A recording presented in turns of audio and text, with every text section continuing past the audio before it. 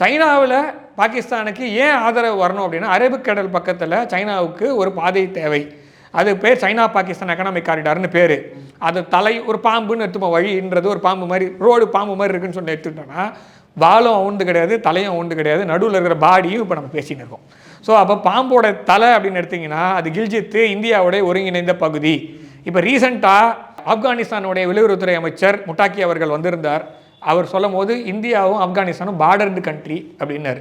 அப்படின்னா கில்ஜித் இந்தியாவுதுன்னு அவர் ஒத்துக்கிறார். ஸோ அதே மாதிரி ரீசெண்டாக இன்னொரு பதிவு பார்க்க முடிஞ்சது, அல் ஜசீரா வேண்டப்பட்ட ஒரு ரொம்ப தோஸ்தான ஒரு நாடு, அந்த தோஸ்தான ஒரு பத்திரிகைன்னு எடுத்துக்கலாம். இந்தியாவுடைய மேப்பில் கில்ஜித் இருக்குது. ஸோ அப்படி இருக்கிற மாதிரி அவங்க சொல்கிறாங்க.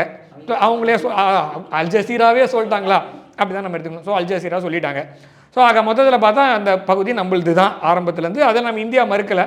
பாகிஸ்தான் தான் ஊரான் வீட்டு இடத்துல டென்ட்டு போட்டு உட்காந்துட்டு எந்துன்னு உட்காந்துட்டு இருக்கான்.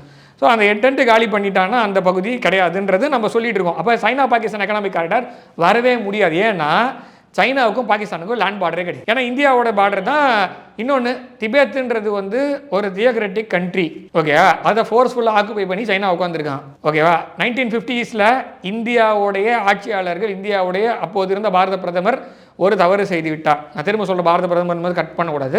அப்போது இருந்த பாரத பிரதமர் தப்பு செய்து விட்டார். அதனால் திபேத் இன்னைக்கு தனி நாடாக இல்லாமல் அது சைனாவுடைய வசம், கம்யூனிஸ்ட் சைனா வசம் இருக்கிறது. ஸோ அப்போ ஒழுங்காக ஆக்ஷன் எடுத்தது. நம்ம ஏர்ஃபோர்ஸ் பேஸ் கட்ட சொன்னாங்க, நம்ம போய் கட்டியிருக்கலாம். அப்போ நம்ம ஆப்ரேட் பண்ணியிருந்தோம்னா நம்ம இன்னைக்கு இந்த பிரச்சனையெல்லாம் வந்திருக்காது.